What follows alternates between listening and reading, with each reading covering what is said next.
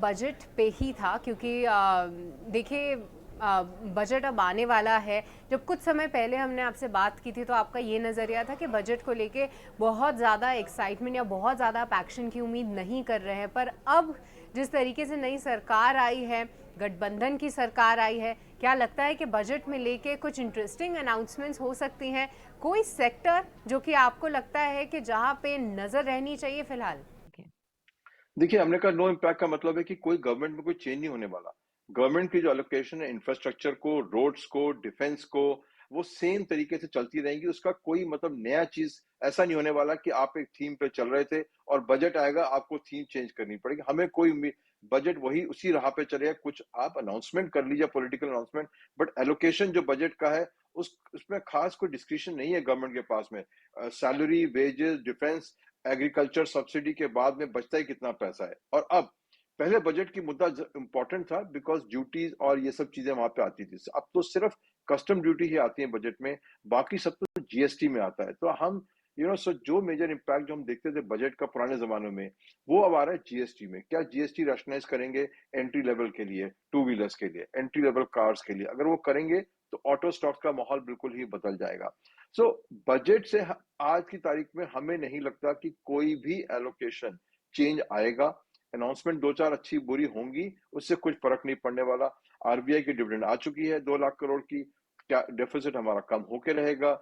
अब यही देखना है कि जो इंफ्रास्ट्रक्चर सेक्टर की एलोकेशन है वो बढ़ती है और कितना बढ़ती है। बस एक ही डिस्क्रिशनरी आइटम है उस बजट के अंदर में, और कुछ भी नहीं है बजट के अंदर में मेरे हिसाब से। तो बजट को छोड़ दीजिए, अपने स्टॉक को देखिए कि आपके स्टॉक गवर्नमेंट की पॉलिसी से अलाइंड हैं कि नहीं है। और थीम भी वही चल रही है, आपने देखा। थीम जो डिफेंस की थी, इंफ्रास्ट्रक्चर की थीम थी, रिस्ट्रक्चरिंग की स्कीम्स थी, जो पावर की स्कीम है, यही सारे स्टॉक्स आज भी परफॉर्म कर रहे हैं और मार्केट को आउट परफॉर्म कर रहे हैं।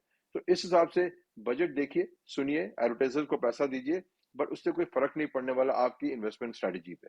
और अजय, ऐसे में अब आपसे एक बार समझना चाहेंगे कि थीम्स कुछ तो आपने ज़रूर हाईलाइट करी, पर ऐसे में अपने पोर्टफोलियो में क्या कुछ हाल फिलहाल आपने कोई एडिशंस या फिर कहीं से आपने पैसा निकाला हो, कुछ चेंजेस किए हैं तो उसके बारे में भी बताइए।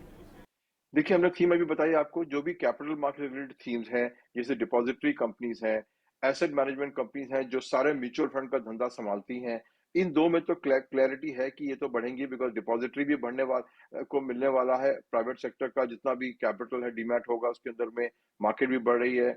और जैसी कंपनियां म्यूचुअल फंड्स की मैनेज कर रही हैं, सारी स्कीम इतनी बढ़ती जा रही है, कॉम्प्लेक्सिटी बढ़ती जा रही है, तो उनका बिजनेस तो बढ़ेगा ही।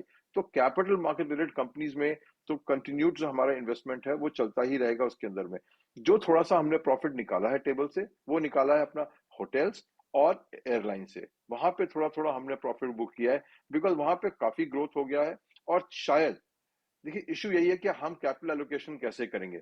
एक बढ़ती मार्केट में सब चीजें बढ़ती हैं, बट यही है कि किस सेक्टर में जाके आप उसको ज्यादा एलोकेशन देंगे। जैसे हमने पावर को ज्यादा एलोकेशन दिया है, होटल की बनस्पत। बैंक को सबसे कम एलोकेशन में रखा हुआ हमने, इंस्पाइट ऑफ अभी रिकवरी देखी होगी पिछले 1.5 साल से, because related to the market हमें रिटर्न बैंक में सबसे कम नजर आती है आज की तारीख में। फार्मा में हमने प्रॉफिट बुक किया, होटल में बुक किया, एयरलाइन में बुक किया।